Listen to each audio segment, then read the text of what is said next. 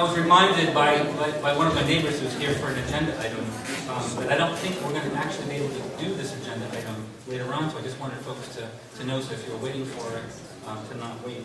And I believe that that's item 12, which is the continuation of the Slatersville Historic District. I'm recusing, I believe Mr. Yazdak is recusing, therefore, I live in the district, and I believe I own property in the district. So it's going to need to be continued until November 3rd. So my apologies for those who are here and had to wait all this time to hear that. Well, the next item on the agenda is agenda item 6, and it's one that is one of those agenda items that brings joy to the community. We're celebrating somebody who unfortunately isn't here to receive the accolades, but we're going to celebrate him nonetheless, and that is on the agenda as presentation of Eagle Scout citation to Nicholas Richardson. And before you think that we're talking about you, we have a Richard Nicholson here as well. We're talking about Nicholas Richardson, and Nicholas was involved in building a 28-foot bridge over a section of the Audubon Trail in North Smithfield, right off Route 5. It's a section that floods every year. And this project entailed clearing brush in the area where the bridge was going to be placed, building the bridge in 2 separate sections, using sleds to move it into its place, and then securing the sections of the bridge together in a final permanent position. So this is an example of one of those things that the community benefits from. I wish we could celebrate even more. It's a good news story. I wish that Nicholas was here to have the citation presented to him and we could take a photo. But unfortunately, he wasn't able to be here. So I'm going to ask the clerk to kindly forward this to Nicholas. And if you're watching at home, Nicholas, thank you very much. Mr. President.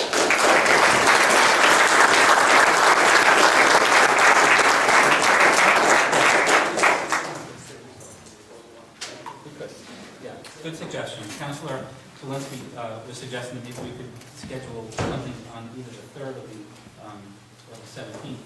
If Nicholas wanted to come with his family, we could take a photo. Maybe. With that, we'll move on to the next item, which is item number 8. I will be seeking a motion for an executive session, a brief one, under Rhode Island General Law 42-46-. Pardon me? Oh, I'm sorry. My mistake. Sorry, I skipped over this. Item 7, I inadvertently skipped over it. Workshop on Dowling Village. And for this item, I have already recused. And normally, when I recuse from an issue, the gavel gets passed to the vice president, and she's not here this evening. And so I asked the solicitor what we do in that case, and his suggestion was that it goes to the next most senior person, and it was your understanding that the next most senior person is Councilor Yazdak. No, I'm not sure who the next most senior person is, but I think we asked Councilman Yazdak, and he said that it was Councilman Zelensky. But nobody asked me.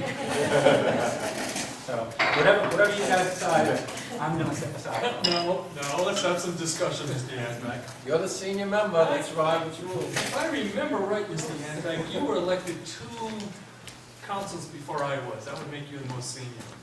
I have 11 years of service. I have 10, you win. You, Mr. Yazdak. I thought you'd been here longer. It feels like It just feels like it. My mistake. I think I've been here 11. Well, if you have no objection. Oh, I well, don't. no, either one of us I could really run, don't. but you're better. I really want you to do it. Okay. Workshop on Dowling Village, Mr. Zawinski, discussion by council vote or other action on pending DEM issues and neighborhood issues. Mr. Yazdak, we've had, this is kind of an open agenda. For some reason, it basically had to do previous violations in court, and it kind of morphed in the last council meeting. And to Council President Flaherty's credit, he said, this is getting way too in-depth, so why don't we put on for a workshop? So here we are. I see Dr. Shumley was here, and I believe Mr. Goodrich? Goodyear. Goodyear, forgive me. Mr. Goodyear's here, so I defer to you. Who goes first, Mr. President? It's no different. I think the council president, when he, when we talked about this at the last meeting, I think at the request of Dr. Shumway, it was pushed to this meeting, and then we decided, as a council, we didn't, I think the council president may have decided we'll invite all the parties in so we can talk about it intelligently. So I think if nobody has any objection, we'll let Dr. Shumway go first, and she can further explain what her concerns were that we started to get into, but we didn't finish at the last meeting. Chairman Yazbak. Yep. Nicholas Goodyear on behalf of Bucci Development. We have an objection to that. As we corresponded with the council recently with documentation from Glenn Bradley of Decreed Engineering. We've addressed all the DEM's concerns, which were issued to Bucci Development concerning the Dowling Village project. We've made everybody very aware. There was no notice violation. In fact, it was just a letter saying that certain areas of silt fence need to be reconstructed, some hydro seeding needs to be done. The correspondence which was forwarded to the council, town administration indicates that we're well on the way to complete compliance with everything that the DM specified as anybody taking issue with. And to be quite frank with everybody that's here tonight, this is just a prompting of the VASG, which has been a hindrance to this development of this project for years and years. As everybody may be aware, this project was advanced in 2004 and delayed by frivolous appeals before town agencies and appeals to Superior Court, which have delayed the project. It's making steady progress. It's adding hundreds of thousands of dollars to the tax revenue to the town, which is leading to no tax increases, which I'm sure all the taxpayers in this town greatly appreciate. And here, again, we just have a frivolous complaint.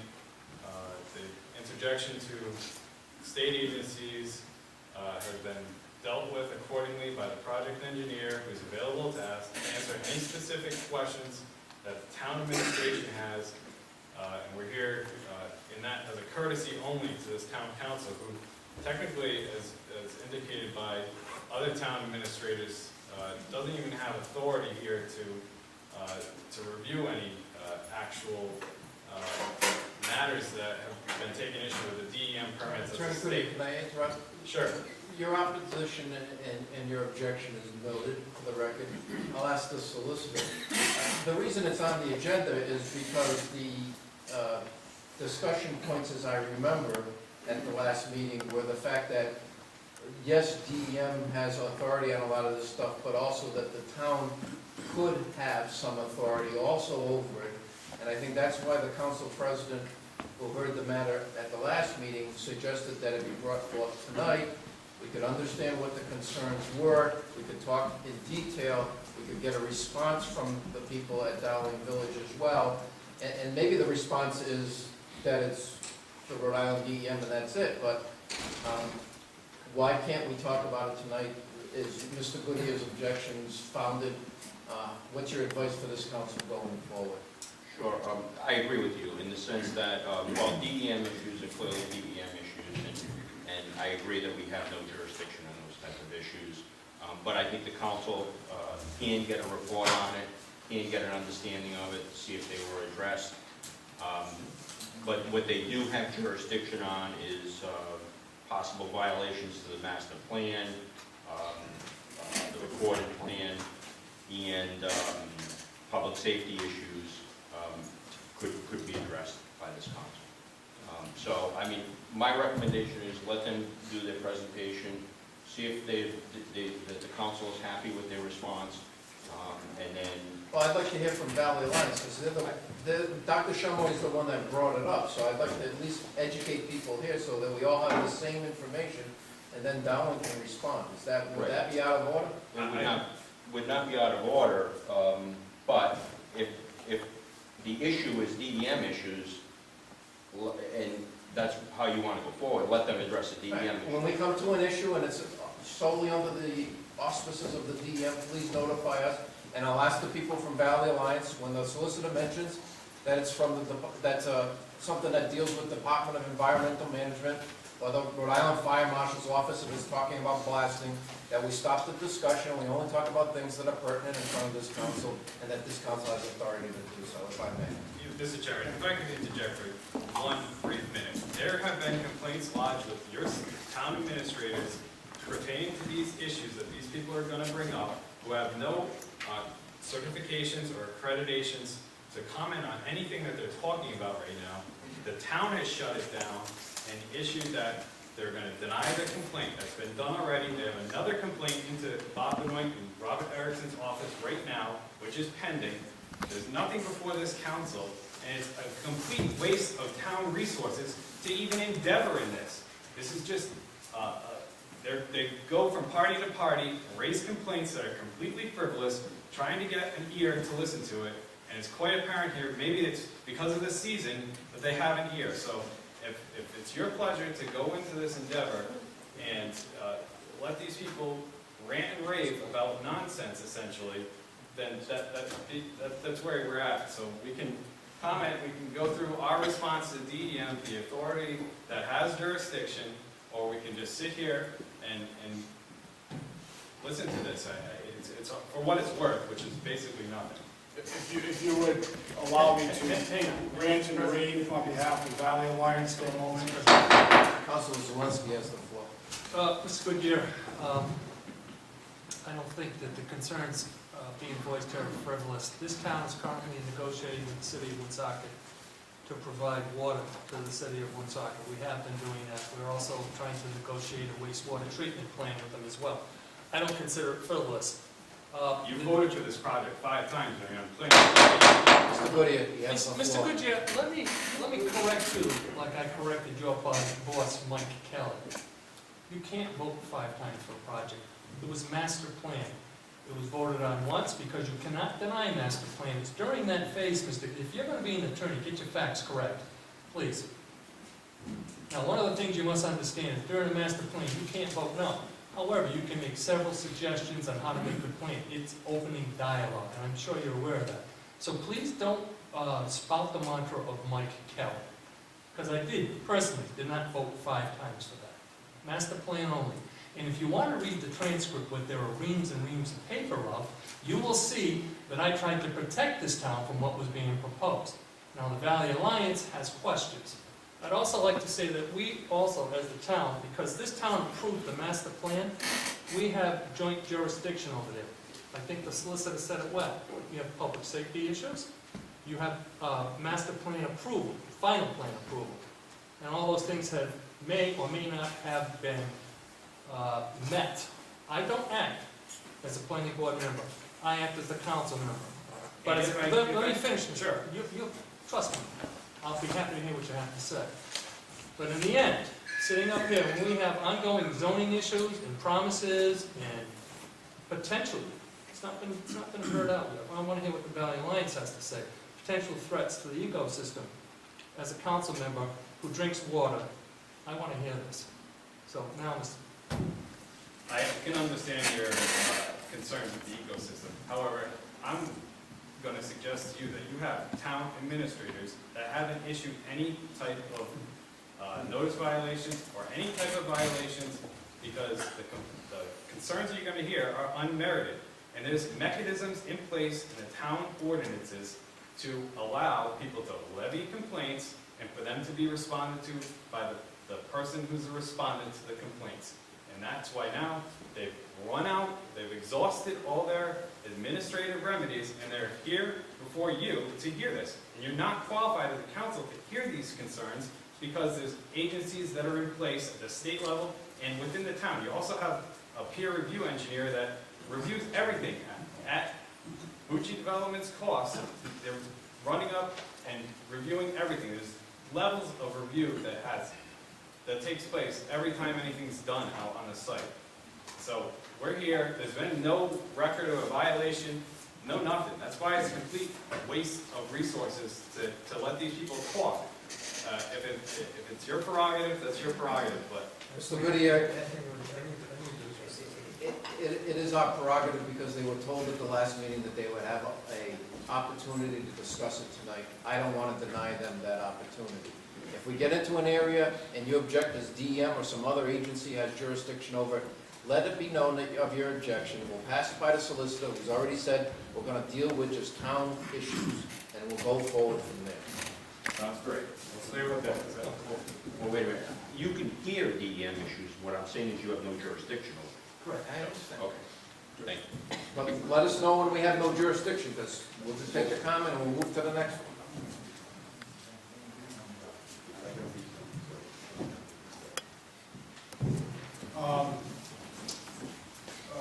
Mr. Len Bradley, who I respect as an engineer, he's got something brief to say as to run out. So could I have your name for the record? Yeah, my name is Christopher DeVideo, an attorney with the law firm of Marola and Atratoro. I represented Valley Alliance for Smart Growth, I think about 2006-ish, about 2009, during the preliminary and final plan approval, through the various complaints and efforts that we've employed in this project. But I know Len professionally before this project. I've worked with him with Valley Alliance to get the stormwater pollution prevention plan developed. I think it was a comprehensive plan. So Brad has Len has a brief comment, so you know that I'll defer my time. Thank you, Chris. I'm Lenny Bradley. I'm a professional engineer with Creed Engineering. We're the engineering firm designed and permitted the Dowling Village project. The question I had was, for this video with Dr. Schomer is how long their presentation is, what is the essence of their presentation. I have to be somewhere else, so I may not be able to be here to respond. I am the author of the letter that responded back to DEM on the non-compliance issues. I've been the author of most of the documentations that have come in to this town. So I just want to get a sense of that. And then the other question is, it's very hard for me as a professional engineer to address any type of complaints, violations. I don't have anything in writing. There's been nothing that's been given to me by the town or the Valley Alliance.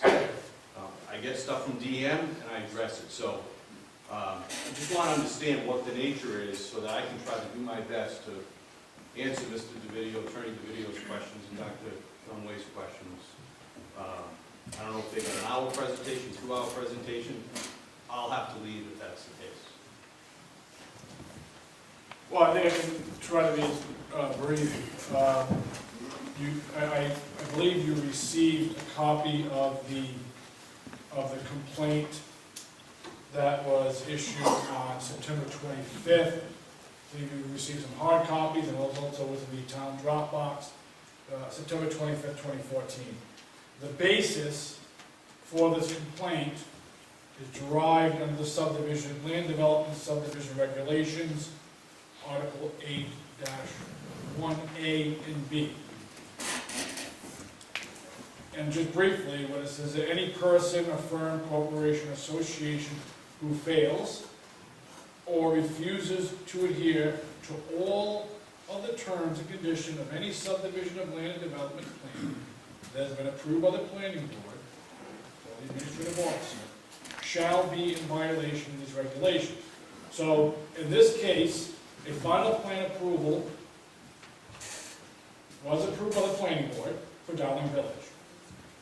A critical aspect of that final plan approval was that Dowling Village would adhere to, comply with all aspects of the Rhode Island DEM wetland permit. Okay? On September 12, 2014, DEM issued a very lengthy letter enumerating all those areas wherein Dowling Village failed to comply with the wetland permit. So this is a matter of law, okay, that The final plan approval requires adherence to all the terms. One of the terms is the wetland permit. DEM says you haven't complied with it. Therefore, they're in violation of the subdivision regulations. Not that difficult of a concept. It's A, B, C, boom. Then it says, this is B, part of the subdivision regulations, your regulations. The administrative officer, or that's another word for the planning, Bob Erickson, okay, shall, not may, could, if he wants to, report any suspected, not actual or even determined, but suspected violations to the town council, you folks, for further action. Just want to note that I called Bob back in September to say to get this on to the next available town council meeting or special meeting. I don't think that he was, I think I might have cajoled him to do it, but I don't think he actually did. I think that Dr. Shumway is the one that got it on. So, just insofar as the responsibilities, there's a shall in there, report. But for us being here tonight, it might not be being reported to you. It further says the town of North Smithfield, not the planning department, not the zoning officer, not Bob Erickson, the town of North Smithfield may bring suit, being you, the town of North Smithfield, in suit, okay, in the court, to restrain the violation of, to compel compliance, and the town may consolidate an action for injunctive relief and or fines under these regulations in the Superior Court. So the town of North Smithfield can bring an action to compel Dowling Village to comply, can issue fines and penalties and compel them to comply, okay? Or injunctive relief, which is to remediate any areas where sediment may have migrated into the limits of, outside the limits of disturbance, which has been documented in September 12th. So I would differ that Valley Alliance is ranting and raving about things that are not irrelevant or don't matter, because since 2009, we've been an active participant in the permit process. We worked diligently with Dowling Village, Len Bradley very closely, hours in his office, and the Rhode Island DEM to craft a very detailed what's called stormwater pollution prevention plan, because we were trying to protect the root pond and the drinking water supply, which is just south of the project. One of the other conditions of the final plan approval was that Dowling Village was supposed to provide the Valley Alliance, the town, and DEM annual reports. We've been reviewing those reports at our own expense, hiring experts in the field of water quality, as well as Virginia Brown, who's a study of the aquatic and dragonflies on Blue Pond. In 2012, Carol Lee, Dr. Shumway, brought the violations to Rhode Island DEM's attention. Okay? October 3rd, 2012, DEM issues a letter saying, "Dear Dowling Village, you're not complying with the permit." What parts of the permit? The same things that they've noted now in 2014. You're not controlling the dust.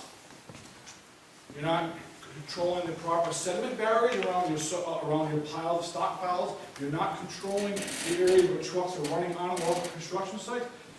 But for Valley Alliance bringing that to DEM's attention, DEM never would have gone out there for inspection. November of 2012, by the urgence of Valley Alliance, DEM issues another interoffice memo. You're talking about DEM, the whole conversation. Listen, I about didn't interrupt you, okay? You've already demonstrated your behavior that's really unbecoming of a gentleman in our profession. So just let me speak. I'll let you speak more time to complain about what we're going to do than I have to talk. 2012, November of 2012, DEM says you're not complying with your permit. Again, your subdivision regulations say you're going to comply with all terms of the final plan approval. That's part of your jurisdiction, making sure that everything in that final plan approval is complied with. DEM said they weren't in 2012. We compile a 13-page written report followed by a 30-page analysis. I have to call up to the US EPA to come down on DEM. DEM comes out and does an inspection in 2014 and find the same things. one of the things they found in 2012, that they weren't documented their weekly inspections. And they told them in 2012, you need to document your weekly inspections.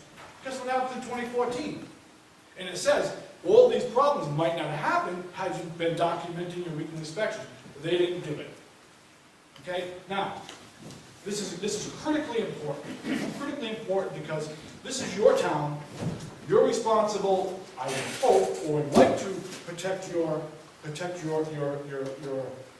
natural resource, making sure that developers yield to your demands. Okay? 2013, the town issues a decision. We brought a complaint to the zoning officer and the planning director, the planner, wherein, hey, under your permit issued by DEM, the town gets an MS4 permit, right? The town receives a permit from DEM which says, hey, town of Smithfield, if you want to discharge pollutants into the waters of this state, you need to get a permit from us. Town of Smithfield has one. That permit, the MS4 permit, says as part of that conditions of the permit, you need to have ordinances to require a SWIP, review a SWIP, and enforce a SWIP. Now, I know the town solicitor says they have no jurisdiction. In fact, the decision says DEM has exclusive jurisdiction over the SWIP. Therefore, if DEM doesn't find any violations, how can we? Okay? So, we received that letter. Okay? So then, jointly, the town and Valley Alliance writes to DEM. What's the deal here, DEM? I mean, is it really just you, or does the town have jurisdiction? DEM writes back, the town and DEM have concurrent jurisdiction. Differing from what this attorney has said, differing what Mr. Lombardi said. Then, this is what kills me, July 11, 2013, Mike Kelly's office, I got copies if you want to see them. The DEM and the town do have concurrent jurisdiction over a DEM-approved SWIP. I'm hearing from Mr. Lombardi and this attorney that the town doesn't have jurisdiction. It's incredulous that the town, Bob Erickson and everyone else, can think of every reason why they don't want to go out and inspect. In fact, it should be the reverse. The town should be looking for every reason to protect your resources. Mr. Kelly says you got the authority. DEM says you got the authority. Your ordinance says you got the authority. Valley Alliance says you got the authority. But left, right, and center, we don't have authority. We're looking the other way. Or, how can we find violations if DEM doesn't? Your subdivision regulations are very clear. They've got to comply with their final plan approval. One condition is the wetland permit. They fail to comply with it. You have the ability to bring an action in Superior Court for injunctive relief. Sit down. To impose fines. He can get up and move. Okay? It's America. To impose fines. So I think that there should be some different circumspect here because it's been Valley Alliance all along. DEM, I just read, Save the Bay brought a lawsuit, Dave Choppy from the DEM Office of Compliance Inspection says, we've got 22 inspectors. We can't handle this. The town, I understand, doesn't have enough. Of course, the town hires Power Engineering. Power Engineering is the private consultant paid for by Dowling Village to go out and review the soil and erosion and sediment control inspections. Well, it was quite clear that Power Engineering did identify on numerous occasions where Dowling Village had failed to maintain their soil and sediment erosion control. We brought that to the attention of Bob Erickson, okay? But it's clear that Power Engineering wasn't doing their job. Because had they, DEM wouldn't have found a laundry list of problems. What I'm suggesting is, I don't want to hear from Dowling Village, their attorney, and frankly from Power Engineering or the town planner that everything has been completed. Okay, thus far, the only people we can trust to say what's wrong and what's been completed is DEM. Yes, the town should say things have been completed. Yes, Decreed Engineering should say things are completed. But until the DEM says, hey, you satisfied what we want to be satisfied, They violated the subdivision regulations.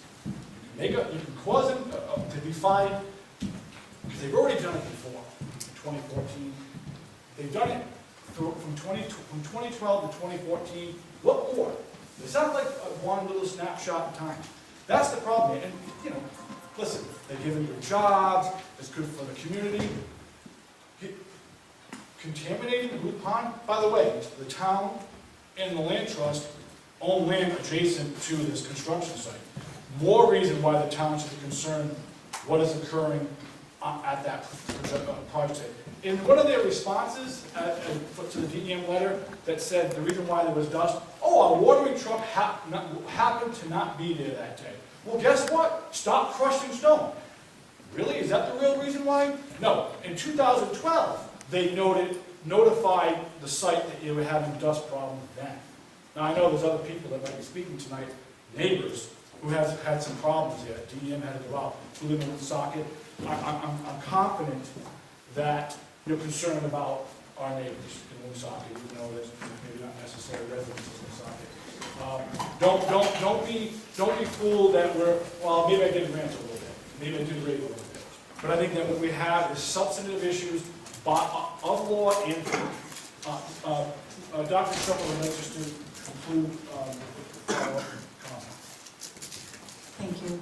Carolee Shumway, Dr. Carolee Shumway, Valley Alliance for Smart Growth. My day job is Executive Director of the Merrimack River Watershed Council. I have 22 years of experience in conservation and natural resources management all over the world, including the U.S. government, numerous federal grants, and I've written 22 papers. The facts are simple. Both the developer and the town knew the area around Dowling Village was environmentally sensitive from day one. The town required adherence to freshwater wetlands permit, as our attorney noted, as a condition for the final plan approval, or it would be in violation. The developer violated the freshwater wetlands permit as documented by DEM. Now he is working to correct the issues. Some erosion, but however, some of the erosion problems, sediment problems have occurred since 2010. As our attorney noted, PAR Engineering has documented erosion sediment control issues repeatedly. We reviewed PAR Engineering's reports. Do you know what happened to PAR's reports? Nobody paid attention to them. The planner didn't report on them, DEM didn't pay any attention to them, and the PAR Engineering violations that occurred at the site repeatedly took, we measured on average, 2 months to repair. So when they had a silk fence that was down, it took them, on average, 2 months to repair it. And we only focused on egregious violations that PAR reported. PAR missed, for example, one of the requirements that they had was they had to have 2 lines of silk fence of erosion control. They never did that. They never did that. And then they were not allowed to use hay. They used that. Mr. Erickson said, oh, well, they only used 5 to 10% of the hay and only some of it germinated. They weren't allowed to use hay, because hay has invasive species in it, and the area was too sensitive to allow hay. Nonetheless, they violated that. They almost never had the 2 lines of silk fence control. Now, what happens when you, I showed you in your packet, documentation of sediment damage, sediment right around the storm drains. Those storm drains go into Booth Pond. When it rains, that water that's in that storm drain, some of it, where the storm drains are, goes right into Booth Pond. So you've got a direct conduit of the sediment into Booth Pond. The other photos I've excerpted for you from DEM show you a number of photos that document sediment damage onto the town-owned and land trust-owned land, documenting sediment runoff into the buffer around Booth Pond, documenting it. Now, the National Academy of Sciences has shown that nationwide the most important source of water pollution outside of places that have large agriculture, like the Chesapeake Bay, outside of that, the most important source of sediment pollution is from construction. From construction. If we could get past this phase, this project would be a winner. As our attorney noted, we worked very closely with Len Bradley and the other engineers at Dupree. We worked very closely. If the construction was done properly, this project would be a winner. Believe me, I would like nothing better to do than not to be here right now. I have a full-time job, 2 kids, I've got a contract that I'm doing, I have no time to do this, and I'm here because I care about North Smithfield and the natural resources of this town, including our drinking water. So, so here's the thing. They say now they've corrected the problems, and I noticed Bucci in the Valley Breeze slighted how, and Mr. Goodenough, I'd like to find out what environmental experience he has to question mine. And I don't think he has a PhD, but I could, maybe I'm wrong on that. But anyway, here's my question for the town council, and it's not rocket science. How does correcting the problem now correct water pollution problems that Dowling Village has caused for the last 3 years? This is not rocket science. Now I have to do the experiment again. So here's the pictures. This is what Booth Pond looked like. And this is what Booth Pond looks like now. We can pass this around. This is the sediment damage that happened from this construction. Now this experiment here, they say they can clean up the Sarah Pico and Angel Rivera's site. But the problem is, how do you get the sediment out of the water? How do you get this? I just want to continue this to show you this. How do you? They told Sarah Pico and Angel Rivera that they would take care, they would power wash her house. Now, how are we going to get the sediment out of the water? Somebody can tell me this. Well, there are tricks, there are solutions, but it doesn't, what they're doing right now is not the solution. And all we're asking is to have the town council and the planner remediate the damage that they've caused. There are tricks now, there's a variety of opportunities. Just, this is one example. There are biodegradable straw wattles that can remove 3 times the sediment if you use them. And it can remove 11% of the phosphate. This is just one example.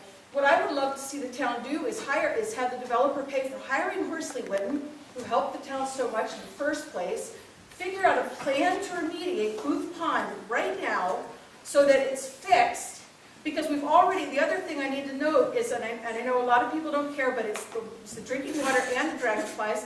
The globally endangered dragonfly population plummeted this year. Now and it plummeted because Virginia Brown documented, in addition to the sediment, we've also documented, now I need to note that the data that we've documented comes directly from the Dupree Water Quality Report. We didn't do anything with that data except graph it better than they did. So we have documented in that report, and you have I think you have a copy of some of it, phosphorus beyond state level, increased beyond the state level at a number of the sites at Dowling Village. Heavy metals, zinc, exceeding the acute toxicity, exceeding chronic toxicity, zinc, exceeding acute toxicity, exceeding chronic toxicity, fecal coliform, which is sewage running into the special resource protected area of Crookfall Brook, which runs into our drinking water. Those things are documented from the water quality report, and what we're asking you to do is to do something about it. That's it. It's really simple. I would love not to be here. I just want the town and I want the developer to do what they said they were going to do. Nothing more. We're not harassing. I would so like not to be here right now. Thank you. A brief response. Mr. Goodyear, if you could, wait a minute, I would like to hear from my town planner, so maybe he could offer some insight, because he seems to be involved with this, whether he wants to or not. I would greatly prefer to refer to Lynn Bradley to respond to the questions first, and then I'll put it in context. The main issue is the role of the SWIP. We handle with erosion plans up to 1 acre, SWIP plans from 1 acre to 5 acres. 5+ acres are handled by DEM. And I think the gist of what the town solicitor has told you is that we are not going to create violations out of non-compliances, because to do that would sidetrack or go around DEM's authority and create situations where we cannot provide the appeals process the remediation process, and other things that DEM provides. And we would be going in place on our own. So the point is, right now, we don't have violations, we have non-compliances. Right? Example, right? The SWIP, part of it was embedded in the document, in the plan document. Right? It requires straw bales around manhole, around catch basins where the grass on the surrounding area has not been growing. Right? What did they put there? They put in yellow nylon silt sacks, which are far more effective. Now, if I were to issue violations on the plan, independent of DEM, well, that would be foolish. I mean, technically that's a violation, but the silt sacks are far more effective than the specified SWIP bales. Now, the issue of bales on the site were specified around the catch basins.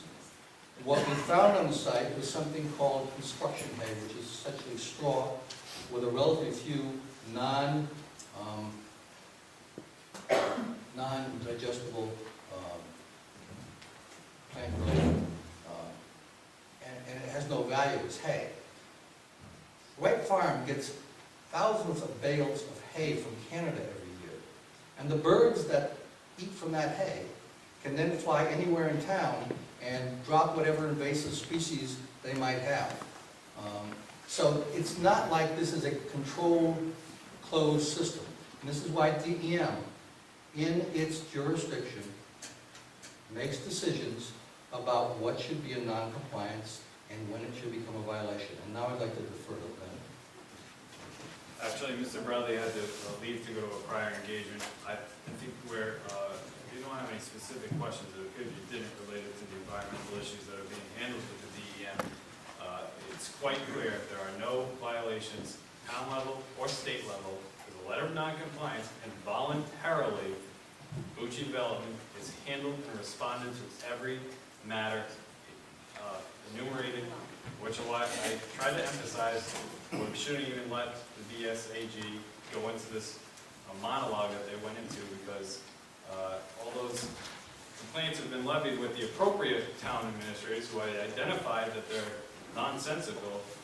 So why should this council have to hear it and waste the town's resources and have the townspeople here with the long agenda that you have to sit through this? Has DEM come back with a response to the response? So that letter was sent out Friday to the DEM, well within the deadline that the DEM issued in their letter of non-compliance to comply, and I think that there'll be complete compliance before the deadline to even respond to the letter is even up. So you can say they've been proactive. You have a state-of-the-art system out there, leaps and bounds beyond anything out in the state as it exists right now. You have protocol with people watching people do things out there, and the reports are available. They're filed annually with the town. Mr. Erickson has them. Again, this is just people going around beating a drum to whoever will listen to them, and they've got the ear of this council tonight. I don't think there's anything that was pertinent or could be moved on here. Oh, Mr. Bradley is here. I apologize. I didn't make a phone call. Mr. Bradley, can you shed some light on it? Certainly. Again, for the record, my name is Lenny Bradley from Street Engineering. As I said earlier, with this civil environmental engineering firm that designed and permitted the Dowling Village project.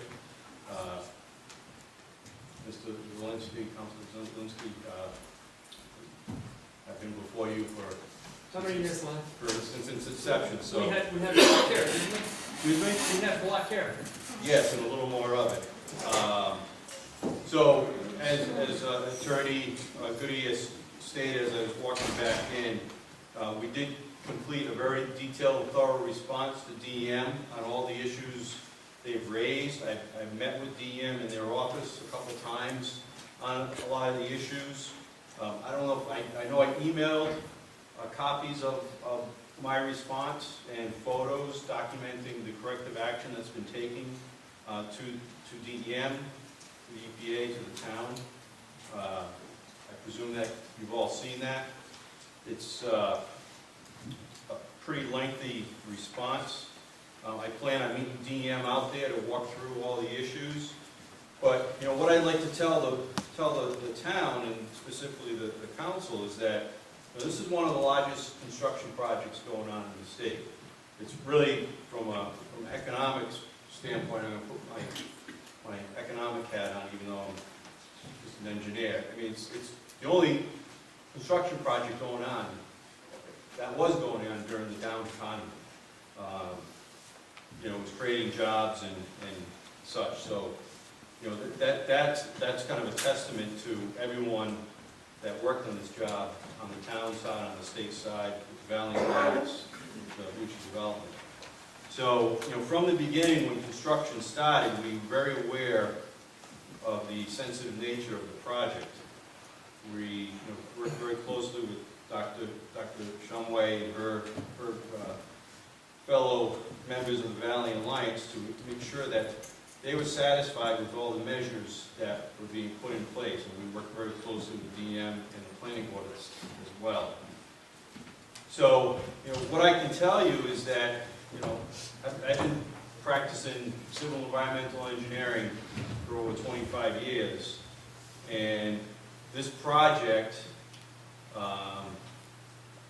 and Nick kind of stated this, has some state-of-the-art, you know, technologies that have been employed. I mean, we agreed to implement then the draft, you know, stormwater regulations into this project, which was 2008. And a lot of that is built and can be viewed as what works and what works well. You know, those are things that we did voluntarily to try to appease, you know, the town and address some of the concerns with the environment. As with any construction project, there's ongoing maintenance. When you install a silt fence and a straw bale, straw wattles, they don't stay there for their entirety. They get knocked down, they get vandalized, they get run over by machinery, and they have to constantly maintain it. And it has been a constant battle. Mr. Bucci has a firm on retainer that comes out monthly and more frequently as needed to reinstall the silt fence, reinstall straw wattles where needed. One of the things I can tell you is there were no hay bales used on this site. We agreed to that in our permit, and none have been used. We use straw bales in some areas, but we use no hay bales. One of the things that happens to the site, and today is a really good example of it, is a lot of the site has been graded, constructed, stabilized, and the same amount of silt fence, straw wattles that was needed in 2008 and 2009, it's not needed today. All right, because a lot of the areas are stabilized. Out of abundance of caution, in many areas, we still have silt fence. And we still have the reinforced silt fence. We still put down straw wattles. Even areas where they weren't called for in the plan, we're putting them in. And so you got to understand, when the contractor's working with dirt, dirt's always moving. You know, and one of the things that we look at, DEM even said this to me, that is great. The town should be proud of themselves. DEM should be proud of themselves. Bucci Development should be proud, because it has not been a violation on this site. There's been no sediments that have entered any of the biological wetlands. There's been hardly any, I don't think there's really any sediments that have gone into the perimeter wetland. All right? Yes, dust has been an issue. And the contractor, there's been multiple contractors on this site. What you need to understand is that, you know, you have multiple tenants up there who all have their own contractors. They all operate under the same SWIP, and they all have their own techniques. And dust at times can be very challenging. You know, like this summer where we've had very little rain, and you're crushing rock. problem. And, you know, there are things that we do that have been done, such as the watering trucks and spraying hoses on the dust piles or the rock piles. You know, but the fact of the matter is, even with the dust, there's been no, you know, degradation proven to occur with the wetlands. We've been doing monitoring out there since 2008, water quality monitoring, which has been submitted to DEM and to the town and to Valley Alliance. And if you look at it, it looks like someone's heartbeat. It's up and down, all over the place.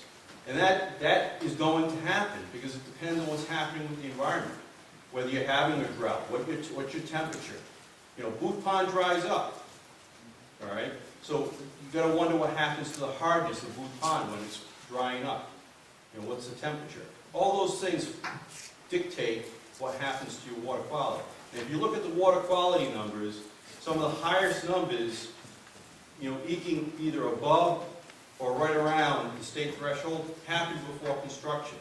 If you walked around Booth Pond before construction, you saw rusted out cars, you know, tires, you know, also as a dumping ground. There used to be a Ford Taurus or Ford Tempo up in the trees, hovering above Booth Pond. Okay? A lot of that's been cleaned up. Some of it's not on our property, we can't touch it, it's one socket. The other issue that we have been dealing with, and this is what has made managing the silt fence a major challenge, are the ATVs.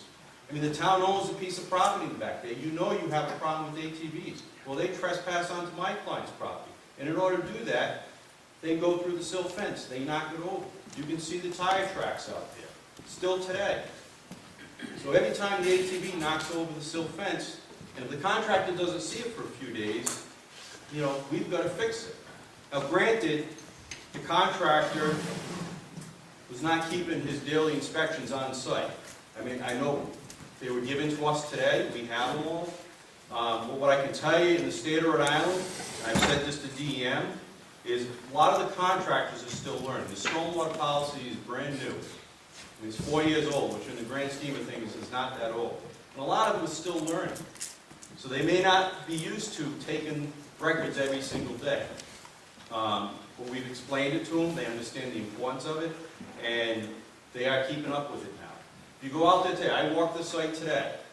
I looked at all the hay bale lines, straw bale, straw wattle, silt fence lines, looked at all the slopes. They're all stabilized. They hydroseeded over the last month and a half. The site is stable. The site is, you know, in very good shape. I know there's been discussion of safety hazards. OSHA's been out there a number of times. There's been no violations from OSHA. I know there's been conversations with regards to the embankment where the town of North Smithfield and Woonsocket meet. There's been an orange construction fence along that embankment almost the whole time we've been working there. I have photos to show it. All right, it was laid down in one area so that some of the abutters' property could be moved back onto their property. It was down this morning still, and I told them to put it back up, but they're also in the process of putting the permanent fence in. But OSHA's been out there. They have jurisdiction on safety on these job sites, and there's been no violations. So, you know, Mr. Bucci takes these violations or these threat of violations, it's not a violation. It's non-compliance, which means there's areas of the permit that we're not compliant. And that happens a lot in today's environmental world. Almost every job a lot of the jobs I work on, the contractors are not aware of what their responsibilities are. And it's a learning process for them. And we try to educate them. And frankly, the contractor who's working out there today is not the same contractor who started the job. It's a different contractor. So we're educating him on what he needs to do. He knows that now. So, you know, Mr. Bucci takes a lot of pride in his property. I mean, he's generating a lot of taxes for the community. He's putting people to work. You know, and he's trying to do what's right here. I mean, that's why he has, you know, Mr. Goody and I here tonight. I'm the scoutmaster of my local Boy Scout troop. I'm missing my scout meeting to be here. So I'd like to congratulate that Eagle Scout on achieving that rank. That's awesome. So, I mean, I can answer technical questions. You know, we've submitted the water quality reports, we've submitted responses to DEM. You know, I'm confident that DEM will reply back to us saying that they're satisfied with how we've addressed everything. You know, but the one thing to remember is that there's been no violations, there's been no sediments that have worked their way into the wetlands. There's been no impact to the wetlands from this project. There's been no scientific proof to show that. Mr. Zelinski, Councilor Zelinski has a question. I'm not sure who to toss this to, whether it's Attorney Revere or Engineer Bradley. But I'm looking at the certified mail. It's the DEM report dated September 12th. The first issue, they had non-conformance with condition number 2 of the original revised permits. The project has exceeded the approved limits of disturbance, LOD, as detailed on the site plan. Specifically, a haul road has been constructed between wetlands Q and J, extending south from Dowling Village, goes on and on. Who made the call to put a haul road through wetlands? Not a haul road, it was Well, a that's- railroad.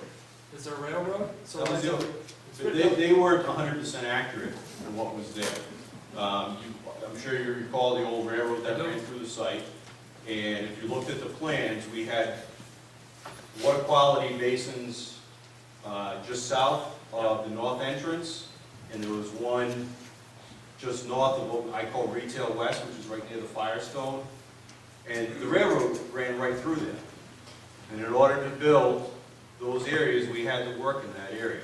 So yes, it was outside the limit of disturbance, but it was not in any biological wetland. It was already in a disturbed area. It was the old railroad bed.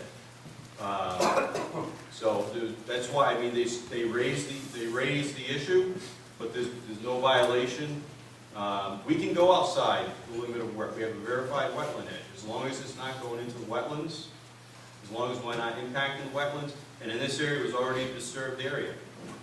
So did hauling take place over those rail beds? When it was really more of a construction access to build those 2 water quality basins. It's the only way you could get in there to do it. If you go out there and look at the Firestone pad, or you stand behind it, you look down, it's 20 feet below. So the only way to get construction equipment in, and we always knew that was the case, was going to be from the north entrance to Dowling Village Boulevard, and come in and build them and work our way up, which we did. If you go out there today, it's all stabilized, the grass is growing, it looks exactly what we designed. Okay, second question. I don't know if this should go to Mr. Erickson. Maybe it will. Bob, you include, where are you, Bob? Can't see. Bob, you included, was it you, if I read your planning board, planning memo, that you included this, the fire engineering report? Was that you that put this into the packet? Yes. Okay. Yes, there is one sentence, I think, that has been corrected and reissued today. And you want to draw my attention to it before I ask a question, or?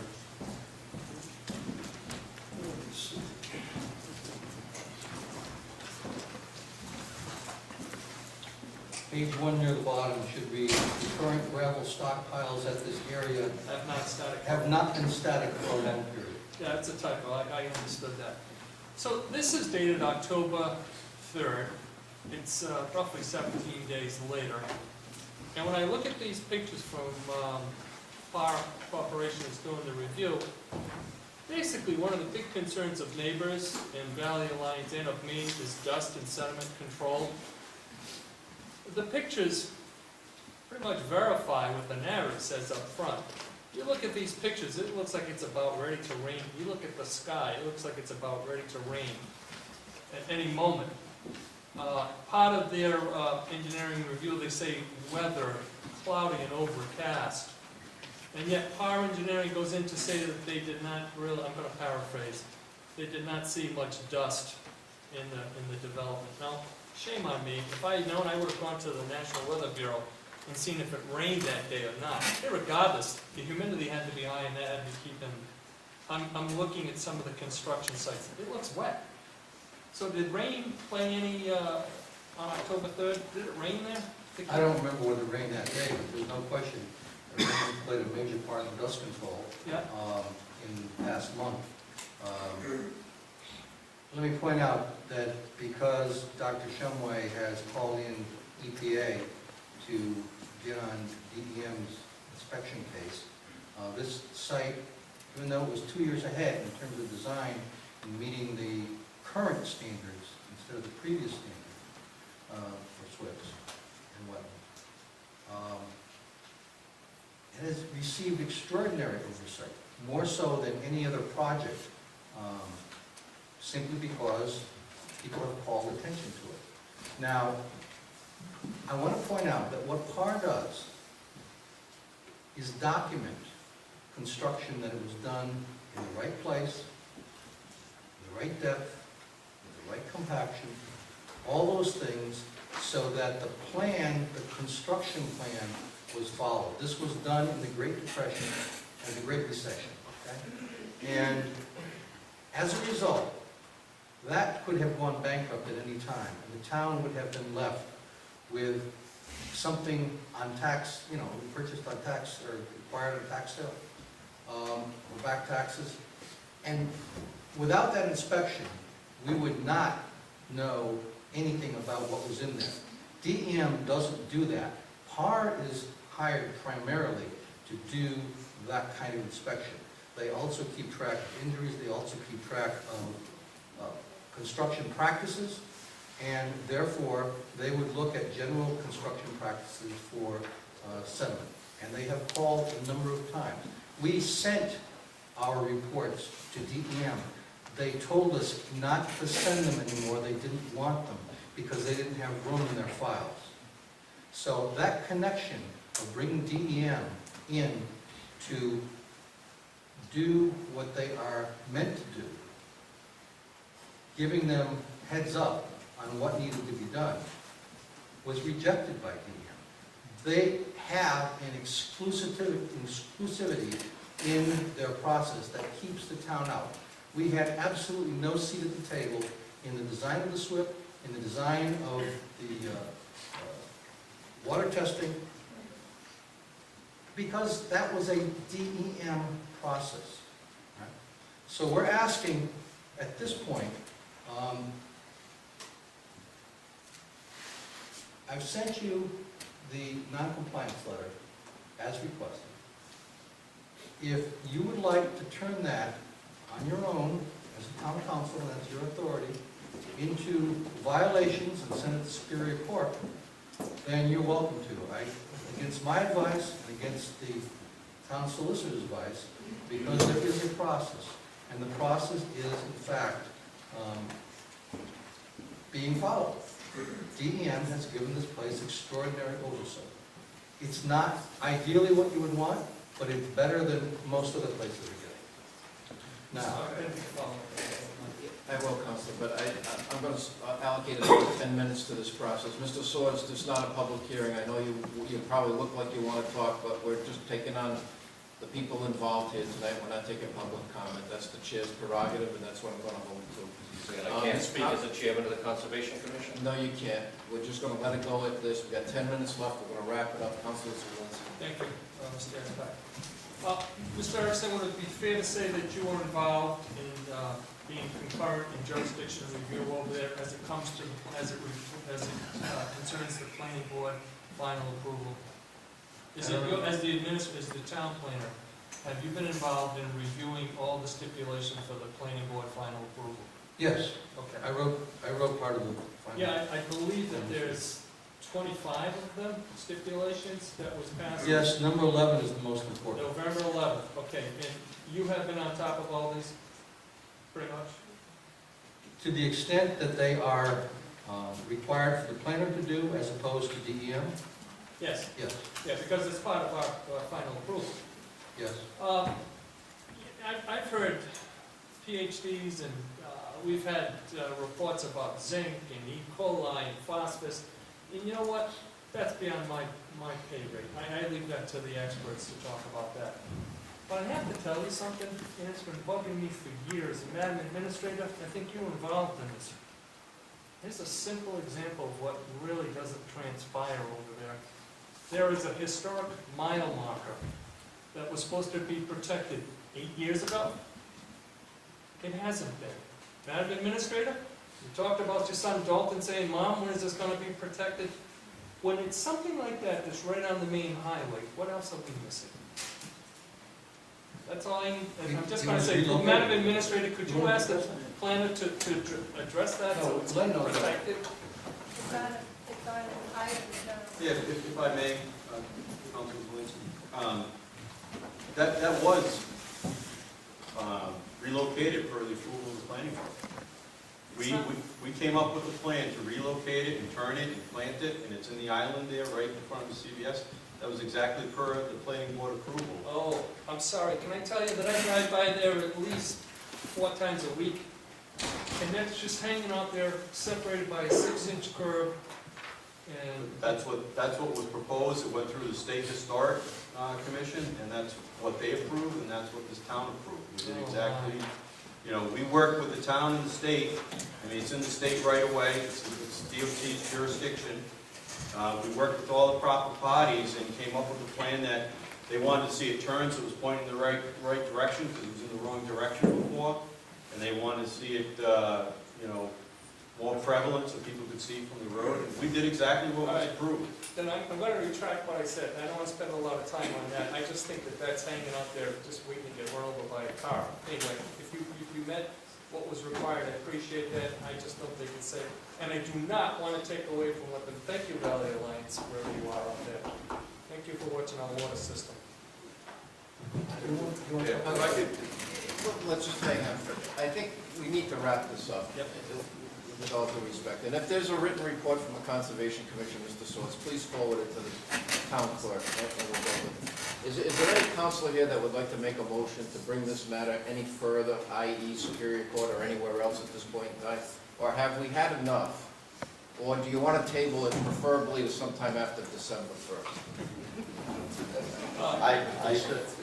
I'd like to ask the solicitor, I understand this due process here, DEM's giving them time to straighten this out.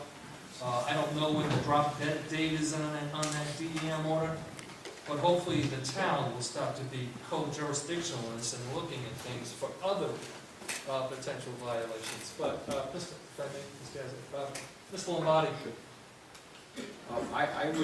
I mean, clearly, at this point, I would see what DEM is going to do. I mean, we have I don't want to say a violation, but we have a non-compliance. We have a response. Let's see if the response satisfies DEM. If it doesn't, then the town should move forward and do something. If it does, then I think, I mean, I don't know why we would want to, and it's up to the town planner, but I don't know why we would want to go out and find violations when DEM, when they're settled. Now, if there's a public safety issue, if there's other issues, then the complaint should go, as it has, to the town planner, and we look at it. Yeah. But I don't think the council at this point has, or should, take any action. I mean, I think they have to wait for DEM. And let me be clear, if you were to take an action, I assume we would have to go forward on a report by DEM that they're allowing them time to respond. We would be out there using DEM witnesses, which may be adverse to us because the things may have been settled. They're going to ask, why didn't you shut them down? Well, they resolved it. Oh, okay, but the town wants to go forward on it? At this point, you have to build a case, and I don't think right now is the time to go forward. Okay, if I may, through the administrator, the town planner works for the administrator, not for this council. Seeming we have concurrent jurisdiction over there, I would hope that you would ask that your town planner go out there and look to make sure that the approval of the final plan is being adhered to. And at some point, if the time, I would also like to have in writing how much time to address these non-compliance issues. And I think we should take it from there. Can you do that, Madam Administration? Is that a yes? That's it. Thank you. There's nothing further by the council? I'd like to say, I think up at Dowling Village, it's state of the art. I think Bob Erickson, him and I argue all the time, and I'll tell you what, he's on the ball when it comes to that. if he says that he's looking at it, and I've gone into that place several times, I like the construction site, I think they're doing a great job, dust is always a problem. And again, what they said was, there's a lot of different contractors dealing with this, it's not just one. And you're on deadlines, I know we're on deadlines all the time to get things done. If the water can breaks, yeah, sometimes you just do things. I get that happens sometimes, that's reality. But and really just trying to understand and wrap my brain around this, DEM, I gotta go with DEM. I mean, if it was so bad, Dr. Shumway is, the sky's falling, the pond dries up and everything else. If it was so bad, I think DEM would be shutting us down, and they wouldn't care what North Smithfield says. And I would think DEM has a lot more authority than we do. So I put my faith in DEM and Bob Erickson, and that's the way I'm gonna go. So I'll take that as there's no motions on the floor. We'll move on to the next agenda item.